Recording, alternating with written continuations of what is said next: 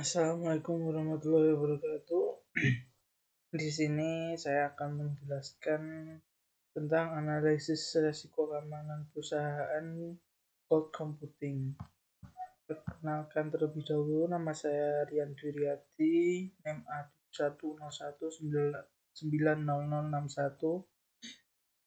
Yang pertama adalah apa itu cloud computing? Cloud computing adalah proses komputasi yang dilakukan melalui perangkat komputer yang tidak berada di tempat yang sama, di mana pengiriman data, pemrosesan, dan outputnya dikirim melalui internet. Proses komputasi bisa berarti sangat luas, mulai dari penyimpanan proses database melalui remote database hingga aktivitas penyimpanan data melalui cold storage seperti Google Drive. Yang berikutnya adalah kelebihan dan kekurangan dari cloud computing.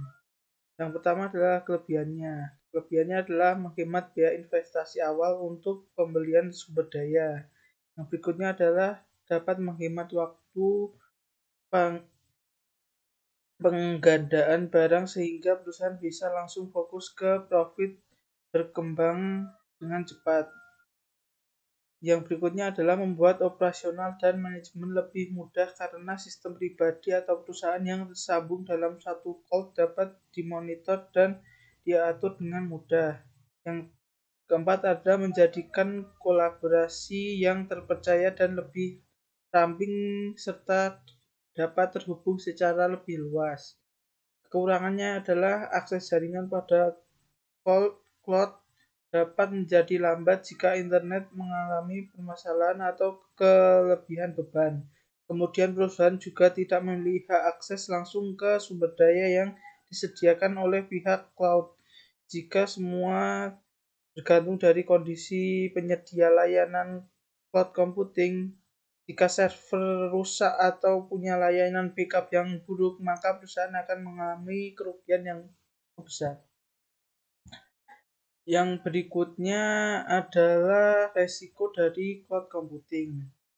Yang pertama adalah jika vendor penyedia jasa cloud computing mengalami kebangkrutan atau adanya kerusakan secara fisik pada perusahaan akibat bencana alam sehingga server berhenti bekerja yang menyebabkan data hilang.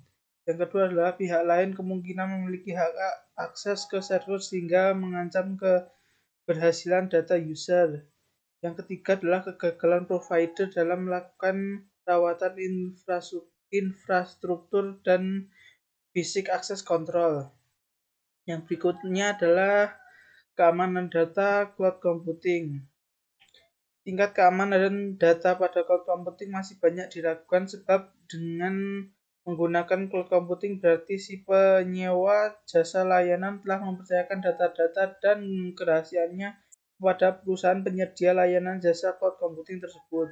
Adapun terjadinya kebocoran data sehingga hilangnya kerahasiaan data dan yang bersifat privacy. Hacker sering menggunakan berbagai cara untuk mendapatkan informasi yang mereka butuhkan dari suatu perusahaan tertentu. Beberapa teknik yang sering digunakan oleh para hacker dalam membobol data adalah sebagai berikut. Yang pertama adalah denial of service. Denial of service adalah jenis serangan yang tujuannya adalah mencegah pengguna yang sesungguhnya menikmati layanan yang diberikan server. Yang kedua adalah IP spoofing, merupakan salah satu teknik untuk menyusup ke dalam sistem komputer. Teknik yang digunakan adalah dengan melakukan pemalsuan IP penyerang. Yang ketiga adalah port scanning. Port scanning adalah satu kegiatan atau aktivitas atau proses untuk mencuri dan melihat serta meneliti port pada suatu komputer atau perlengkapan dan peralatannya. Yang keempat adalah ARP poisoning. Ini adalah suatu teknik menyerang pada jaringan komputer lokal baik dengan media kabel atau wireless yang memungkinkan penyerang bisa mengendus frame data pada jaringan lokal dan melakukan modifikasi traffic atau bahkan menghentikan traffic. Yang berikutnya yang adalah proses antisipasi keamanan data. Aspek resiko ancaman lainnya yaitu aspek keamanan jaringan. Jaringan data cloud computing rentan akan peretasan oleh pihak yang tidak bertanggung jawab yang akan berdampak pada pengguna, bisa dimanipulasi, diambil, dan disalahgunakan para peretas jika data tersebut sangatlah penting bagi perusahaan. Aspek keamanan data yang disimpan menggunakan sistem cloud bisa dengan mudah diambil oleh pihak yang tidak bertanggung jawab dan akan berdampak pengguna bisa kehilangan data ataupun mendapati data-data yang rusak sehingga data tersebut tidak berguna bagi perusahaan.